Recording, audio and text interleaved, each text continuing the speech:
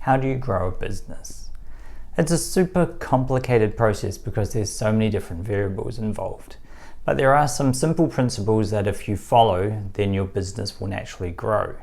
It's basically asking yourself a bunch of questions as you go through the process and seeing if you're ticking the boxes, which then gives your product or service a chance of success. The first thing to think about is the transformation that your product or service creates for someone. And this is what every product needs to do. Take someone from a before state to an after state. That means that they have a problem beforehand and your product is going to solve that problem for them. It might be a really obvious problem, like they don't have a school bag and afterwards they have a school bag.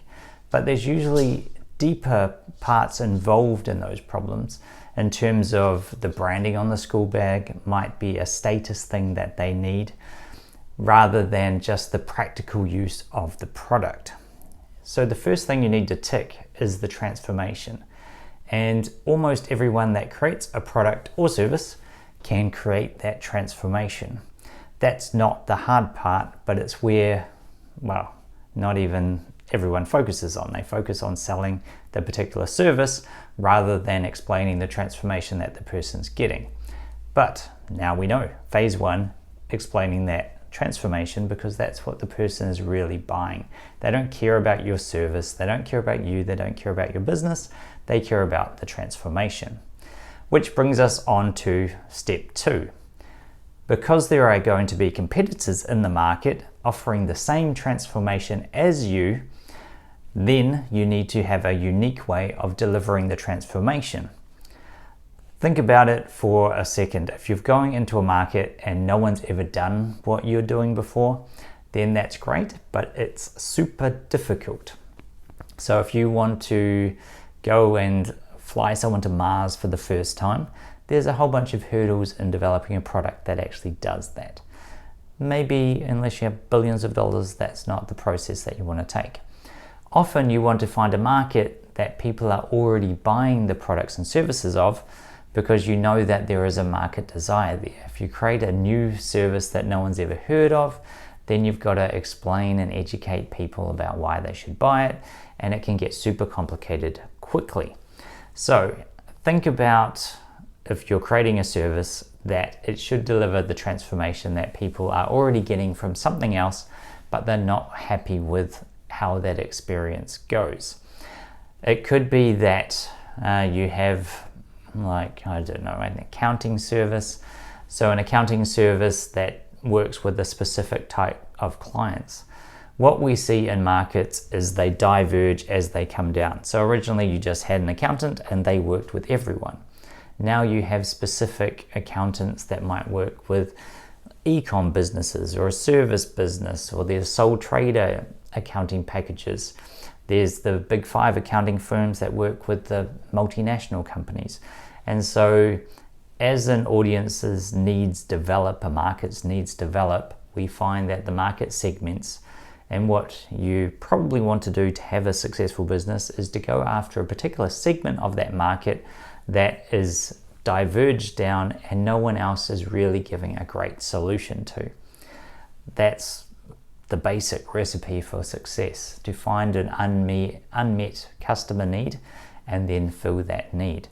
And that's where your unique process comes in. It's not just unique for the fun of it, it's because it actually provides more benefit by being specifically designed for a piece of your specific target market. Once we tick that box and you've got something that creates a transformation for a very specific customer, and you can actually focus on that for a long period of time, we're looking at positioning.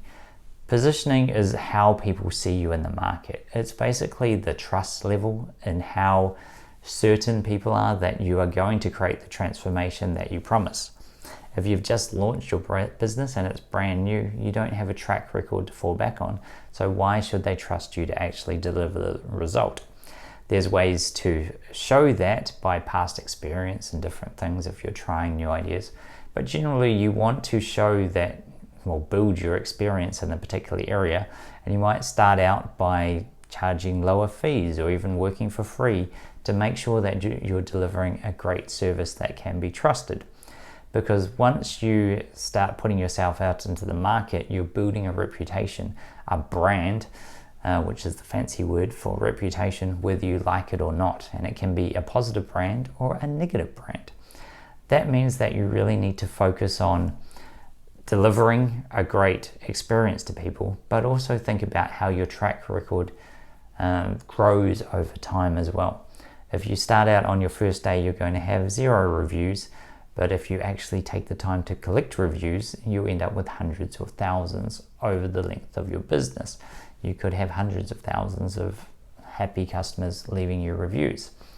You could have credibility in other forms. So people use like university degrees as a form of credibility to help them get jobs, because you have been anointed by someone that now you've got a marketing tick that you can do marketing because you have a degree in it, and so people will let you loose to cause all kinds of mayhem in their business.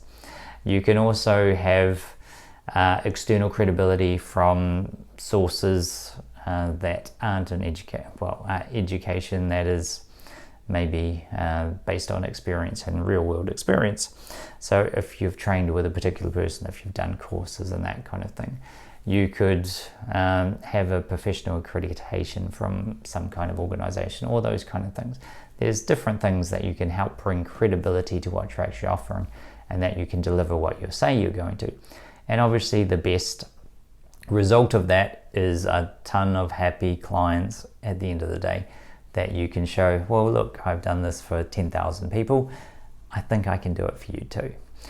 And that helps people understand or believe in your promise, your transformation, and that your unique method actually works to solve their problem. If you're ticking all those boxes, that means that you've got a pretty solid marketing message that you can go out to the market and say. Where people fall down is they ignore one or all parts of it, right? So they're not talking about the transformation and actually what the person wants. They aren't unique, and there are other competitors doing other things for the same market or similar products and services, and it's just, oh, we think we're better than them. And that's not a real answer. You've got to decide and be able to explain in your messaging why you're actually unique and why you're different. And then the positioning, if you've got a competitor who's been doing it for 50 years and you come in and think you can do it better than them, why should someone actually believe that? Like, you must be delivering a hyper unique service to a specific individual if you can beat someone with 50 years experience, which can be true, but all of these things interact. Once you've got your marketing message sorted, then you need to think about your client delivery. So you want to make sure that you're delivering an amazing service for people, because otherwise your business will fall down. Being in the marketing agency industry for a very long time, so I started I don't like calling it an agency, but I've been doing this for 17 years, and I haven't had a client come to me yet who has not had a bad experience with a marketing agency, because they come in and they overpromise, and they're really good at saying, oh yeah, we serve this particular customer and we're going to make you a lot of money. So transformation, we'll make you a lot of money, and we're so unique because of blah blah blah bullshit, and positioning of, well, look at our fancy website and stuff like that. And they bring in clients, and then they work with them for a couple of months, and then the clients fire them because nothing happens, and it's a complete waste of time. If you are in a market that is strong in marketing but weak in delivery, which many of them, well, I wouldn't say a lot of them are, but you have a chance to stand out in terms of your delivery. So the way to win in businesses like that is to not overpromise, but actually make promises that you can deliver on, and then make sure that you consistently deliver for that. Like, we build a lot of our business through word of mouth, where we get good results for people, and then they tell other people about us and want to do introductions, and the new people trust us because they've been recommended. Like, that's great positioning for us. It's not so much about screaming about, oh, we'll make you millions and billions of dollars, because it's unrealistic. We've got to promise people something realistic, and a lot of our work in our sales process is redefining the client expectations in terms of, I know you think that you're just going to sprinkle on some magic marketing sauce and blow up your business, but it doesn't work like that. You've got to think about how we build this step by step, because every customer that you get costs you in terms of time or money, and you have to be able to invest that and then continue to invest it in order to grow. It's not that you're going to be an overnight success story. That's not how life works. Even for all the people you think are overnight success stories, it took them decades. Anyway, slight digression there. But you need to make sure that your delivery is solid of whatever you're doing, because that's going to be your best marketing for you. And often people don't think about the long term in terms of how, if your business runs for 10 years, just how much of a barrier to entry you build up by being great at delivery over all the other people with their marketing. If you have those 10,000 reviews, then you're a lot stronger position, and it's harder for someone else to come in and take your business. Warren Buffett calls it your moat, and so it's like the water around the castle that stops people attacking it. As you travel along further in your business journey, you should build up a bigger, stronger moat that actually defends your business against other people, so they just can't come in and say what you're saying, steal your offers, and copy what you're doing, because then you won't have a business very quickly. So that's the first, two major parts of your business, and we'll get on to the third one. So sales and marketing we've covered, right? So you need to be able to bring in clients. The second part is your delivery, so your operations function of the business, to make sure that you're delivering at a high level.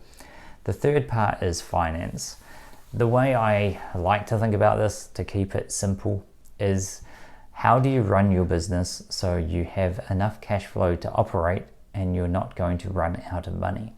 Basically, that's the whole role of the finance department in a simple analogy. You need to have enough time, enough runway to figure out your marketing message so people actually want to buy what you've got, and to be able to deliver it without losing money, and so you can keep reinvesting in the business in order to grow it, to get more clients, to deliver to those clients, and make sure that your business model is sustainable. I don't, like, a lot of people think that it's the money and the finance that is going to drive them to the next level, and money does help in terms of if you have funding and the speed of execution that you can achieve. If you have $1 million in funding or $10 million in funding, then you can throw a lot of money at a problem, which means hiring smart people to figure it out, and you can move faster. You can acquire customers and lose a little bit of money in the process, lose a lot of money in the process, because you believe in the long term that those customers will be valuable enough to work. I'm a bit more old school in my thinking. I'm from the bootstrap type of family of business growth, where let's get our marketing and our operations sorted with the minimum investment in capital to make sure that the business model actually works in a natural way, and then you can always add funding on top of it to accelerate the growth later. But you've got to work out, how do I get the client, how do I deliver to the client, and how do I do that so I make money every time that I do it, because otherwise you're just throwing fuel onto a fire that's going to eventually destroy your entire business. If you can get clients and deliver and don't have to make money in the process because you've got all this funding, it leads to lazy businesses, and that's why they can collapse. So for me, it's never about chasing money to put into a business. It's how do we get the business going so it can actually make money. That being said, very few businesses make money from day one, and so you do have to have a kind of, if this is your $0 in like benchmark, you're going to lose money in the beginning, and then eventually you'll get cash flow positive. And once you reach that point, then you shouldn't go negative again. There are stuff happens. You can't avoid disasters happening in the world that affect your business and things that are out of your control. We've got to realize that as entrepreneurs, while we like to think that everything can be solved and that we can figure out every problem, it's simply not true. And there are certain conditions that we can run into that are impossible to solve for ourselves. And it might be throwing away the entire business in order to get around it. So when COVID comes, when disasters happen that have nothing to do with your control, then we just need to accept that that was fate isn't probably the right word for it, but you can't control everything. You can be prepared for as much stuff as possible to go wrong, but it's hard to be prepared for everything. I think Bill Gates had like 6 months of operating capital stored away in bank accounts, so he was so paranoid, so Microsoft could literally run for 6 months without making any revenue and their costs would all be covered. But obviously it takes a good business to be able to build up that kind of war chest to operate on. Apple is a great example of that at the moment, where they have so much money sitting in the bank where like they can afford to do things wrong or lose money for a while if they want. Their shareholders might not be too happy. It might affect their market capitalization. However, it gives you a lot of freedom in terms of operating to say, this is where we're going for the long term and this is what we're willing to do. So your finance portion is basically making sure that you don't run out of money, and that involves your cash flow statement on a day-to-day basis. You'll have your profit and loss that you're looking at to make sure that you're actually making a profit, and that will ebb and flow as your business grows. And then balance sheet is obviously accumulating assets, and this isn't a finance lesson. So if you look after the 3 aspects of your business in that, sales, marketing, operations, finance, then you'll usually have a strong business that you're able to grow. But it's normally a misunderstanding in one of those areas that causes the problem. And while there's lots of surveys and fancy research into why businesses fail, it's usually in one of those buckets. Operations, the product sucked. Whatever they delivering was terrible. Sales and marketing couldn't figure out how to acquire customers without losing money in the process. Or finance, basically, like they ran out of money trying to find their product market fit or to make the business work. We don't need to be fancy in these things. It's pretty simple, so you can blame it all on, well, the leadership team wasn't coherent in its fit, or we couldn't hire the right people and all this kind of stuff. But that just means that you couldn't solve a problem in one of those 3 areas because you couldn't hire the person that you thought could solve the problem. So yeah, that's my take on things. Obviously there are people out there with a lot more experience and fancy business degrees who will disagree and like to make things super complicated. But I try to make them as simple as possible because that's how I think, and I find that we have enough complex issues that we need to solve in business. Anyway, I'll wrap up there. Hope that helps. Look after your sales, marketing, your operations, and your finance.